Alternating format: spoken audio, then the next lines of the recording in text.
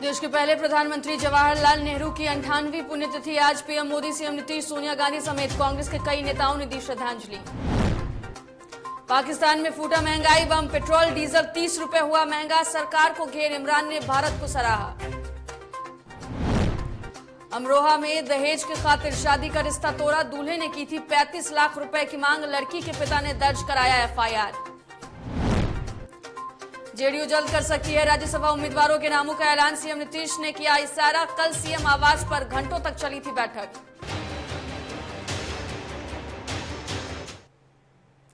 नमस्कार, डीडीवी भारत में आपका स्वागत है। मैं हूं पूजा वर्मा। बुलेटिन की शुरुआत करेंगे इस वक्त की बड़ी खबर के साथ। बड़ी खबर, राज्यसभा उम्मीदवारों के नाम का ऐलान जेडीयू जल्द कर सकती है। बड़ी खबर आपको बता रहे हैं, जहां राज्यसभा उम्मीदवारों के नामों का ऐलान जेडीयू जल्द कर सकती है। 29 मई को उम्मीदवार के नाम का हो सकता है ऐलान। दरअसल सूत्रों के हवाले से यह खबर निकलकर सामने आ रही है, जहां 29 मई को उम्मीदवार के नाम का ऐलान हो सकता है। मुख्यमंत्री ने सवाल पर दरअसल जवाब दिया है। दरअसल नामों को लेकर जब उनसे सवाल किया गया तो उन्होंने कहा कि बहुत जल्द सबके सामने जानकारी होगी, सबको बहुत जल्द खबर होगी कि आखिरकार जेडीयू ने उम्मीदवार किसे बनाया है। दरअसल सीएम आवास पर भी कल घंटों बैठक हुई है और बैठक के बाद अब ये बातें निकलकर सामने आ रही है कि 29 तारीख को, सूत्रों के हवाले से ये खबर है, जहां 29 तारीख को हो सकता है कि जेडीयू अपने उम्मीदवारों के नाम का ऐलान करे। बड़ी खबर आपको बता रहे हैं, जहां राज्यसभा उम्मीदवारों के नामों का जेडीयू जल्द ऐलान कर सकती है और 29 मई को ये ऐलान हो सकता है। सूत्रों के हवाले से यह खबर निकल कर आ रही है। मुख्यमंत्री ने जब पत्रकारों ने उनसे सवाल किया कि आखिरकार जेडीयू अपने नामों को लेकर कब ऐलान करेगी, दरअसल संशय काफी दिनों से बरकरार है। कई सारे नामों को लेकर कयास चल रही हैं और जेडीयू में कई बार मंथन का दौर जारी है, बैठक का दौर जारी है। ऐसे में सीएम नीतीश कुमार ने जब जवाहरलाल नेहरू की पुण्यतिथि पर उन्हें नमन करने के लिए, श्रद्धांजलि करने के लिए वो पहुंचे थे, इस दरमियान पत्रकारों ने उनसे सवाल किया। सवाल पर उन्होंने जवाब देते हुए कहा कि बहुत जल्द सबको जानकारी मिल जाएगी।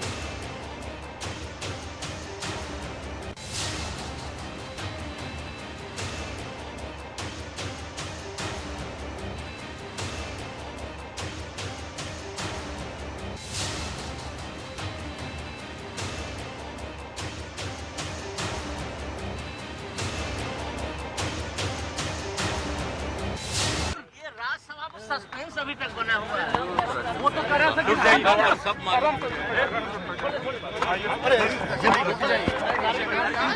अरे गाड़ी छोड़ दीजिए।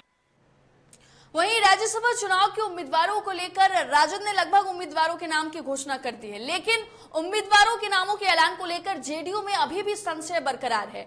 बुधवार की शाम आरसीपी सिंह के पटना लौटने के बाद से ही जेडीयू गलियारों में हलचल तेज थी। गुरुवार शाम में आरसीपी सिंह और जेडीयू राष्ट्रीय अध्यक्ष ललन सिंह मुख्यमंत्री आवास पहुंचे, जहां दोनों 1 घंटे से अधिक वहां पर रहे। बैठक चली और बैठक से बाहर आए आरसीपी सिंह मीडिया से बचते हुए दिखे। मीडिया को देखते ही उनकी गाड़ी तेजी से भागती दिखी। अभी भी जेडीयू में उम्मीदवारों के नाम को लेकर संशय बरकरार है और अब ये देखना होगा कि जेडीयू राज्यसभा चुनाव के उम्मीदवारों में किसे चुनती है। हालांकि ये बातें निकलकर सामने आ रही है कि 29 तारीख को ऐलान हो सकता है।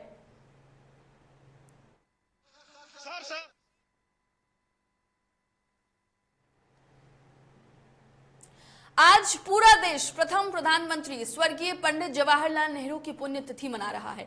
देश के कोने कोने में गणमान्य लोगों ने पंडित जवाहरलाल नेहरू को भावभीनी श्रद्धांजलि दी है और इस दौरान राजधानी पटना जंक्शन स्थित पंडित जवाहरलाल नेहरू के आदम प्रतिमा पर मुख्यमंत्री नीतीश कुमार ने माल्यार्पण कर श्रद्धांजलि दी। पटना जंक्शन गोलंबर स्थित पंडित जवाहरलाल नेहरू की प्रतिमा स्थल पर पुण्यतिथि के मौके पर राजकीय समारोह का आयोजन किया गया था। मुख्यमंत्री ने सलामी लेने के बाद 1 मिनट का मौन धारण किया। इस मौके पर भवन निर्माण मंत्री अशोक चौधरी, परिवहन मंत्री शीला मंडल के साथ कई गणमान्य और पटना के जिलाधिकारी और एएसएसपी भी मौके पर मौजूद रहे।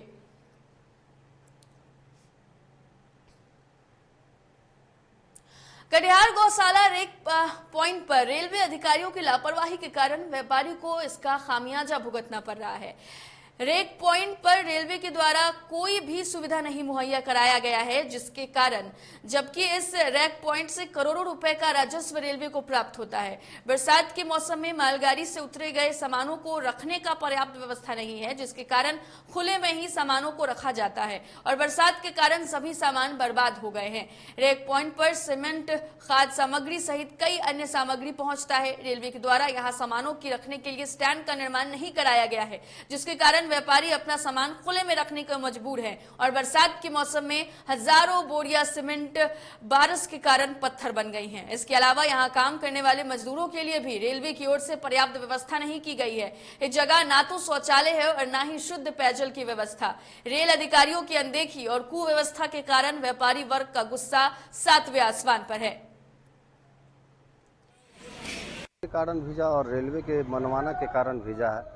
रेलवे जबरदस्ती रैक देती है रात बिरात में, 1 बजे रात में प्लेस हो जाता है, 8 बजे 9 बजे 10 बजे प्लेसमेंट हो जाती है। हम लोग से जबरन काम कराया जाता है और हम लोग रेलवे के द्वारा जबरन काम करते हैं और करना ही पड़ेगा, नहीं तो व्यापारी यहाँ से पलायन हो रही है। इतना डीसी और फेज लगता है यहाँ पे आने पर दिन यहाँ पे परेशानी होती है। समस्तीपुर जिले के हसनपुर थाना क्षेत्र में वर्चस्व की लड़ाई को लेकर दो पक्षों के बीच हिंसक झड़प हुई, जिसमें एक शख्स की मौत घटनास्थल पर ही हो गई। इसके बाद खेत में छिपे आरोपित कारी यादव को भी दूसरे पक्ष के लोगों ने पीट कर मार डाला। पुलिस ने दोनों शवों को कब्जे में लेकर पोस्टमार्टम के लिए भेज दिया है। घटना के बाद गांव में भारी संख्या में पुलिस कैंप कर रही है। हालांकि अभी तक किसी भी पक्ष की ओर से प्राथमिकी दर्ज नहीं कराई गई है। गोरा धोई के उन्हें से 2 आदमी सुरतनी की कहे छे वो सेट कइने रही ने समय हमें पहले आगा गेलिए पीछू सुनी जाइत रहतनी खाना खाइ जाबे होते दे मुकरा रोके ललके अब दुनो रोक के की बोलले से हम नहीं जाने छी। हम चेगले खाना परसे बस अतबे देर में बचिया एगो कहके किस मम्मी के महिला पापा के मार दलके नि चलिन गले तो गिर गल छे ये खत्म भ गेल के दुनो को हम जात हम ओकरा उठवे लगलिए हैं। विवाद ऐसे हुआ कि उधर से आ रहे थे ना, वो गरम गजी करने लग गया चाचा साथ में, फिर उसके पीछे हम भी आ रहे थे उधर सब आई हो गया उसमें। फिर उधर से उसका लल्लू का लड़का और लल्लू और मनी का लड़का आया तो फिर उधर मारपीट होता हमको उधर ले गया गर्म का। और चलिए एक बड़ी खबर पटना से आ रही है, बता देते हैं आपको। स्पेशल विजिलेंस यूनिट की बड़ी कार्रवाई सामने आई है। पटना से ये बड़ी खबर, जहां स्पेशल विजिलेंस यूनिट ने बड़ी कार्रवाई की है। एसवीयू ने ग्रामीण विकास विभाग के डिप्टी सेक्रेटरी पर शिकंजा कसा है। एसवीयू ने ग्रामीण विकास विभाग के डिप्टी सेक्रेटरी पर शिकंजा कसा है। डिप्टी सेक्रेटरी के कार्यालय और उनके आवास पर छापेमारी जारी है। दरअसल शैलेंद्र कुमार भारती पर आय से अधिक मामले में छापेमारी की जा रही है। ग्रामीण विकास विभाग के डिप्टी सेक्रेटरी पर केस दर्ज है और शैलेंद्र कुमार भारती के पास 1 करोड़ से अधिक की संपत्ति है, जिसको लेकर छापेमारी की जा रही है।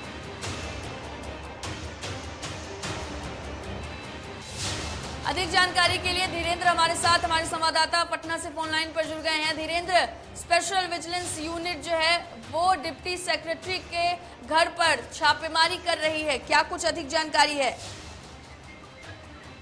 बिल्कुल पूरे जिस तरीके से भ्रष्ट अधिकारियों पर लगातार कार्रवाई हो रही है, आज इसी कड़ी में ग्रामीण विकास विभाग के उप सचिव शैलेंद्र कुमार भारती के ऊपर भी कार्रवाई की जा रही है। बताया जा रहा है कि 1 करोड़ 20 लाख से अधिक जो है वो धन अर्जित की है और अपने पद का दुरुपयोग करके जो है इन्होंने अपने धन को अर्जित किया है। और स्पेशल विजिलेंस यूनिट को जो है इसकी सूचना मिली थी और पुष्टि होने पर वो है जो FIR दर्ज करके कोर्ट से सर्च वारंट लेने के बाद जो है आज कार्रवाई कर रही है और उनके जो है आवास और कार्यालय में दोनों जगहों पर कार्रवाई चल रही है। पूजा, बहुत शुक्रिया धीरेन्द्र आपका तमाम जानकारी के लिए। तो देखिए, स्पेशल विजिलेंस की टीम जो है वो फिलहाल छापेमारी कर रही है।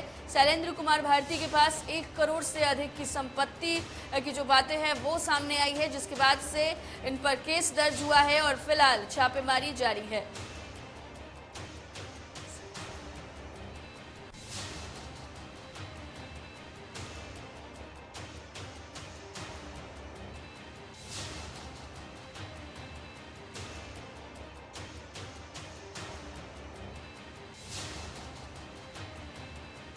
बड़ी खबर राजधानी पटना से आपको बता देते हैं। बड़ी खबर इस वक्त की बता रहे हैं जहां पर पटना में राज्यसभा प्रत्याशी फयाज अहमद राबरी आवास पहुंचे हैं। बड़ी खबर आपको इस वक्त की बता रहे हैं, नामांकन से पहले राबरी आवास पहुंचे हैं फयाज अहमद। दरअसल आरजेडी की तरफ से राज्यसभा प्रत्याशी हैं और लालू प्रसाद यादव के प्रति फयाज अहमद ने आभार जताया है। ये बड़ी खबर हम आपको बता रहे हैं। बड़ी खबर जहां आरजेडी ने फयाज अहमद को अपना उम्मीदवार बनाया है। राज्यसभा से एक टिकट इन्हें दी गई है आरजेडी की तरफ से और राज्यसभा प्रत्याशी फयाज अहमद राबरी आवास पहुंचे हैं लालू प्रसाद यादव को आभार व्यक्त करने के लिए।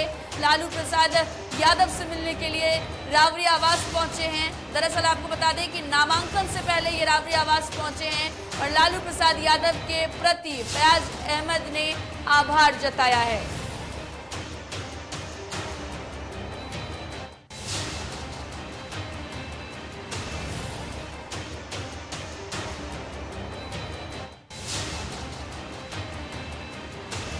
सबसे पहले ऊपर वाले का शुक्रिया अदा करते हैं, साथ में लालू जी के शुक्रिया।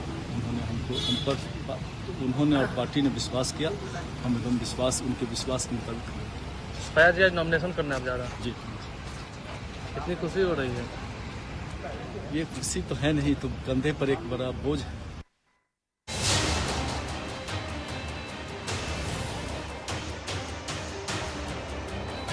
प्रत्याशी फयाज अहमद राबरी आवास पहुंचे हैं।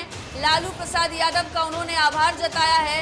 नामांकन से पहले राबरी आवास पहुंचे हैं। दरअसल आरजेडी ने राज्यसभा के उम्मीदवार के तौर पर इन्हें एक टिकट दिया है और ऐसे में आभार इन्होंने लालू प्रसाद यादव का जताया है। दरअसल आरजेडी ने फयाज अहमद को अपना उम्मीदवार बनाया है और ऐसे में आरजेडी का धन्यवाद, लालू प्रसाद यादव का धन्यवाद उन्होंने किया है। राज्यसभा प्रत्याशी फयाज अहमद राबरी आवास पहुंचे हैं और नामांकन से पहले लालू प्रसाद यादव से भी मुलाकात करेंगे, उनका आभार भी उन्होंने जताया है। बड़ी खबर जहां लालू प्रसाद यादव के प्रति फयाज अहमद ने आभार जताया है। तो देखिए फयाज अहमद नामांकन करने के लिए पहुंचे हैं। ये तस्वीरें हम आपको दिखा रहे हैं, सीधी तस्वीरें पटना से जहां पर फयाज अहमद नामांकन के लिए पहुंचे हैं। दरअसल आरजेडी ने इन्हें राज्यसभा की एक सीट पर टिकट दिया है, जिसके बाद लालू प्रसाद यादव से भी मिलने के लिए ये पहुंचे थे और अब यहां देखिए नामांकन के लिए पहुंच चुके हैं।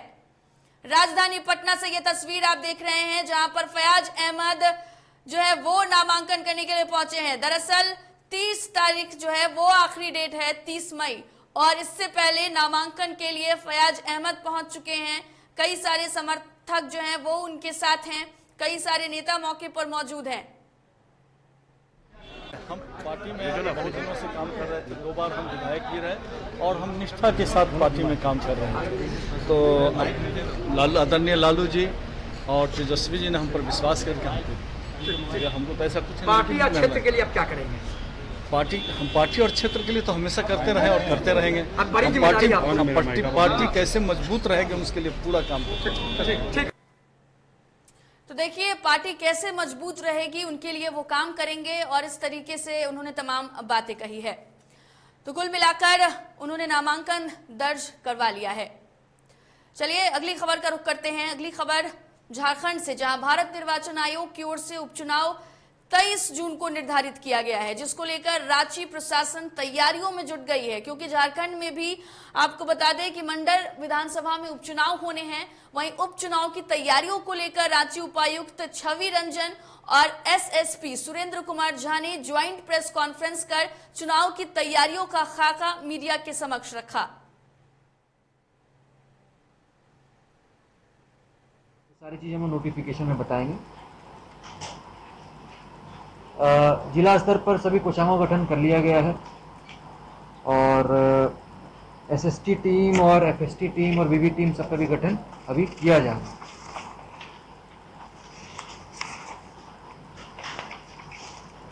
और निर्वाचन के समय में जो निर्वाचन आयोग के डायरेक्शन है उसमें कोविड प्रोटोकॉल को भी ध्यान में रखते हुए निर्वाचन के कार्य को संपन्न कराया जाएगा। जो मॉडल कोड ऑफ कंडक्ट के लेके जो अनाउंसमेंट होना है उसको लेके विस्तृत दिशा निर्देश संबंधित थाना प्रभारी को दिए गए हैं और उसके अलावा जो है आप सब जानते हैं कि अभी ऑलरेडी डिस्ट्रिक्ट में इलेक्शन चल रहा है और सेम टाइम पे इलेक्शन है, तो दो डिफरेंट इलेक्शंस का जो पैटर्न होता है सिक्योरिटी अलग अलग होता है। खास करके जो सेंसिटिव प्रोफाइलिंग होता है, पॉलिटिकल प्रोफाइल। बीजेपी ओबीसी मोर्चा के राष्ट्रीय महामंत्री और प्रतापगढ़ सांसद संगम लाल गुप्ता इन दिनों झारखंड के ओबीसी समुदाय की स्थिति को जानने के लिए 2 दिवसीय दौरे पर है। झारखंड के ओबीसी समुदाय को और भी मजबूत बनाने को लेकर रणनीति तैयार करेंगे।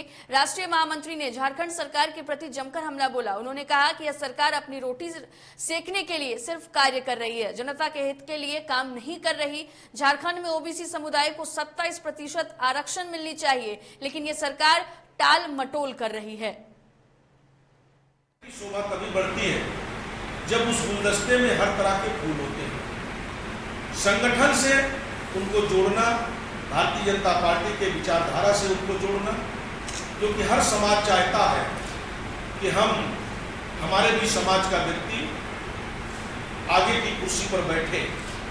तो हमारे देश के प्रधानमंत्री जी की यही सोच है कि कोई संगठन से जुड़े, कोई सांसद बने, कोई विधायक बने, कोई मंत्री बने, कोई पार्षद बने, क्योंकि शोषित वंचित समाज जो पिछड़ा समाज है इसको मुख्य धारा में लाना, और जब तक ये मुख्य धारा में नहीं आएगा तब तक हमारा ये देश मजबूत नहीं होगा, देश ताकतवर नहीं बनेगा।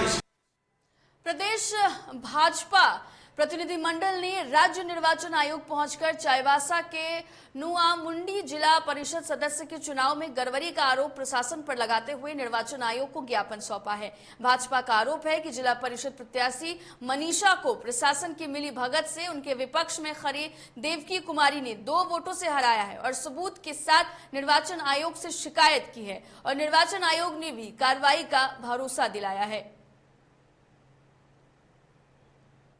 जिले में 12 भाग 14 भाग 1 में मनीषा कुमारी एक उम्मीदवार थी जिला परिषद सदस्य की, जो 2 मत से उनको मतलब कहा जाए तो हरवा दिया गया।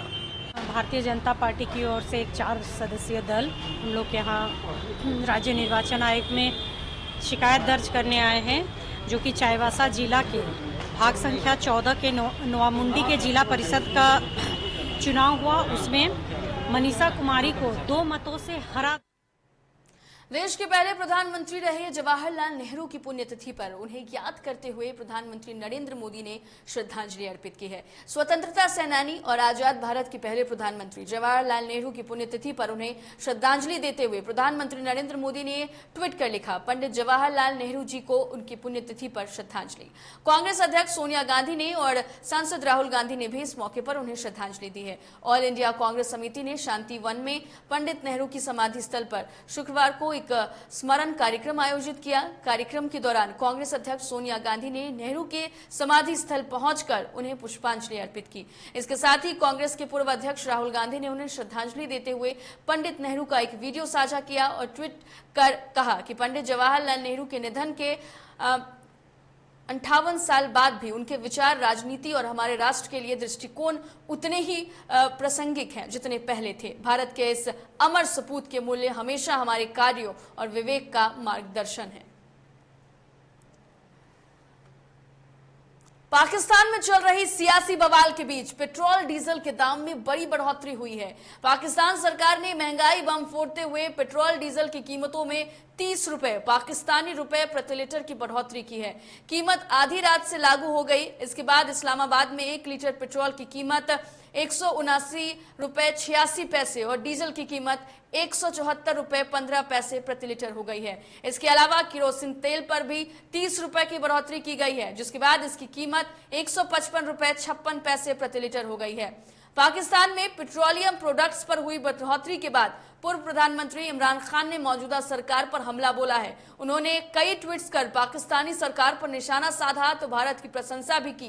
खान ने ट्विटर पर लिखा, देश पेट्रोल और डीजल की कीमतों में 20% यानी कि 30 रुपए प्रति लीटर की बढ़ोतरी के साथ विदेशी आकाओं के सामने आयातित सरकार की अधीनता के लिए कीमत चुकाना शुरू कर रहा है। इतिहास में ये अब तक की सबसे बड़ी वृद्धि है। रूस में 30% सस्ते तेल के लिए अक्षम और असंवेदनशील सरकार ने हमारे सौदे को आगे नहीं बढ़ाया है। बीजेपी के पूर्व विधायक राघवेंद्र प्रताप सिंह ने बजट को लेकर बयान दिया है। उन्होंने कहा है कि 6,15,518 करोड़ के आकार का बजट उत्तर प्रदेश के संपूर्ण विकास को नई गति प्रदान करेगा और राज्य की अर्थव्यवस्था को मजबूत करने की दिशा में एक महत्वपूर्ण कदम है। आजादी के बाद पिछले 75 सालों में जो बजट था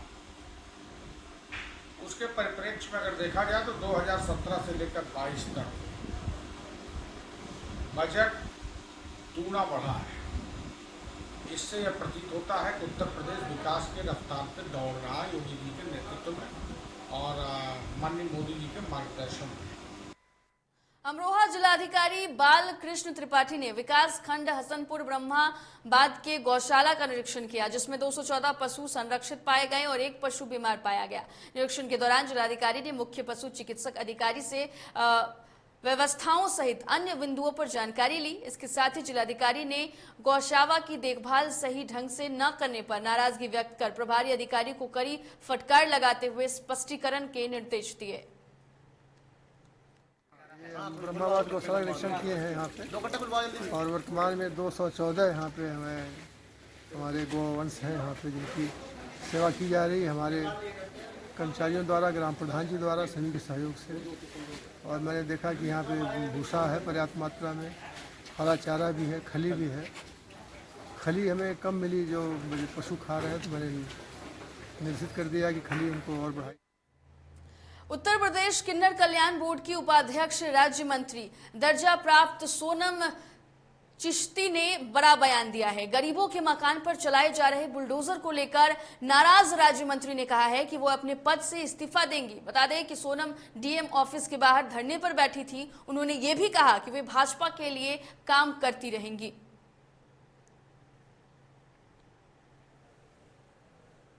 मैं अपना चुनाव अपने दम पे लड़ूंगी, जनता के दम पे लड़ूंगी। मैं अपना त्याग पत्र दूंगी जाके। राज्य मंत्री के दर्जा जो हमको राज्य सरकार ने दिया। तो क्या ये जो आज वार्ता हुई जो आप शर्तें मांग रहे थे वो पूरी नहीं, इस कारण आप त्याग पत्र देंगे क्या? शर्तें मांग रहे थे, आवास की जगह कह रहे हैं जो वहाँ पे और गरीब लोग हैं ना।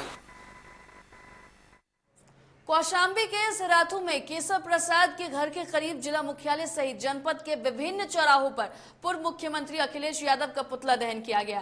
भाजपा नेताओं ने पूर्व मुख्यमंत्री का पुतला दहन के दौरान सपा विरोधी नारे भी लगाए। बता दें कि यूपी विधानसभा में पूर्व मुख्यमंत्री और वर्तमान डिप्टी सीएम के बीच हुई नोकझोंक से जिले के भाजपाई नाराज हैं। आज हमने माननीय अखिलेश यादव जी का पुतला फूंका है। कल नेता प्रतिपक्ष हैं अखिलेश यादव जी, लेकिन उन्होंने विधानसभा के अंदर जो एक घटिया बयान दिया है, हमारे नेता जो कि कौशाम्बी के लाल उप मुख्यमंत्री केशव प्रसाद मौर्य जी हैं, उन्होंने हट धत करके जिन्होंने विधानसभा के अंदर उन्होंने जो ये बयान दिया है, ये एक बहुत निंदनीय बयान है जिससे हम लोगों की भावनाएं आहत हुई हैं। इसलिए हमने अखिलेश यादव का पुतला फूंका है। अखिलेश यादव वही नेता है जो अपने बाप की बपौती के दम पर सियासत में सत्ता पे बैठे हैं, इसलिए उनको नहीं पता है कि गरीब के घर का बेटा कैसे वहां तक पहुंचा है। उन्होंने बोला कि मैं चाय बनाता था, अखबार बेचता था, तो बोले चाय बनाते तो हम चाय पीने चलेंगे, तो उन्होंने ये मजाक बनाया है। जौनपुर में एक निजी कार्यक्रम में शामिल होने पहुंचे गोरखपुर के सांसद रवि किशन ने विधानसभा में सपा प्रमुख अखिलेश यादव की कार्यशैली पर निशाना साधा। अखिलेश यादव की विधानसभा में उप मुख्यमंत्री केशव प्रसाद मौर्य पर की गई टिप्पणी पर रवि किशन ने कहा है कि सपा प्रमुख अखिलेश यादव बड़े नेता हैं, प्रमुख विपक्षी दल के विपक्ष के नेता हैं, उन्हें विधानसभा में इस तरह की टिप्पणी नहीं करनी चाहिए। उनका सम्मान करता हूं, उन्होंने कहा, लेकिन सदन की गरिमा बनाए रखनी चाहिए। जीत लगी रहती है। मुझे कल उनकी बातों से मैं उनको जानता हूं, मैं उनका बड़ा सम्मान करता हूं, आदर विपक्ष के बहुत बड़े नेता हैं, लेकिन कल उनकी जो बोली और वाणी थी सदन में, एक सदन की गरिमा होती है। हम लोग भी पार्लियामेंट में दिल्ली में बैठते हैं, उस गरिमा का उन्होंने पालन नहीं किया और तू तड़ाक और एबे ओबे ओबे जो शब्दों का इस्तेमाल था, उनसे उनकी छवि बड़ी धूमिल हुई है और वो उनसे पता चलता है कि उनको हार बहुत बुरी तरह उनको हार।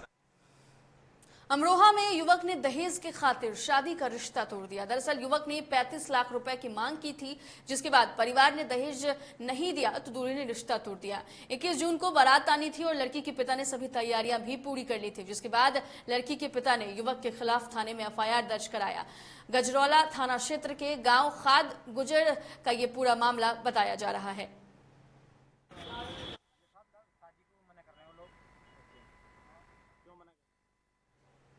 सिद्धार्थनगर में एसओजी टीम और पुलिस ने एक नफर अंतर्राष्ट्रीय बाइक लिफ्टर अभियुक्त को गिरफ्तार कर और 3 चोरों की मोटरसाइकिल बरामद की है। प्रभारी निरीक्षक थाना कोतवाली लोटन देवानंद उपाध्याय के नेतृत्व में एसओजी प्रभारी और चौकी प्रभारी की संयुक्त टीम बाइक लिफ्टर के साथ नेपाली करेंसी भी बरामद की है।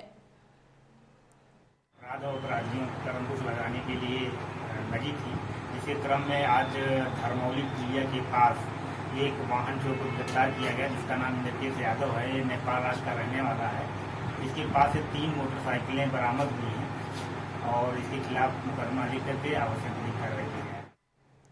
अलीगढ़ जिले में एक दिल दहला देने वाली घटना सामने आई, जहां 8 वर्षीय मासूम बच्चा और उसकी 33 वर्षीय मां के घर में घुसे लुटेरों ने ईंट से कुचलकर और चाकू से गोदकर निर्मम हत्या कर दी। घटना की सूचना मिलते ही थाना पुलिस फोर्स सहित फॉरेंसिक टीम भी मौके पर पहुंची। वहीं बता दें कि मामले में हत्यारों की गिरफ्तारी के लिए पुलिस टीम गठित की गई है। गुड़िया गुड़िया करके फिर भी ना कोई आवाज आई, तो फिर मैं अंदर घुसी हूँ। तो मैंने जाली बारह जैसे गेट पे होते आवाज लगाई, तो एकदम मुझे कपड़ा परे दिखे और गुड़िया को हाथ दिखे, तो मैं एकदम चीख के भागी हूँ। आज एक पुलिस को सूचना मिली कि एक महिला और उसके 8 वर्षीय पुत्र की हत्या की सूचना पुलिस को मिली, जिस सूचना पर हम लोग तत्काल यहाँ पर आए। यहाँ पर जो महिला के पति हैं श्री ललित जी, इन्होंने बताया कि इनको पड़ोस के द्वारा सूचना दी गई थी कि घर पर इनकी पत्नी और इनके जो कि 37 वर्षीय हैं और इनका 8 वर्षीय बेटा, इनको किसी के द्वारा जो है इनकी हत्या कर दी गई है। पीलीभीत में मॉर्निंग वॉक पर जा रही 3 महिलाओं को ट्रक ने टक्कर मार दी, जिससे 2 महिलाओं की मौके पर ही मौत हो गई, जबकि एक घायल हो गई। घटना की जानकारी मिलते ही मौके पर पहुंची पुलिस ने शवों को कब्जे में लेकर पोस्टमार्टम के लिए भेज दिया है और घायल महिला का जिला अस्पताल में इलाज चल रहा है। तीनों महिलाएं एक ही गाँव की रहने वाली थी। घटना से मृतकों के परिजनों में कोहराम मच गया है। कहाँ के रहने वाले हो? हादसा हुआ है, क्या है पूरा मामला? श्रीमती निर्मला देवी सुबह रोज गाँव वाले लोगों के साथ लेडीजों के साथ घूमने जाती थी। पीछे से डंपर ने टक्कर मार दिया, उनका वहीं पर मौत हो गई। फिलहाल इस बुलेटिन में इतना ही। देश दुनिया की तमाम खबरों के लिए देखते रहिए DTV भारत। मुझे दीजिए इजाजत। नमस्कार।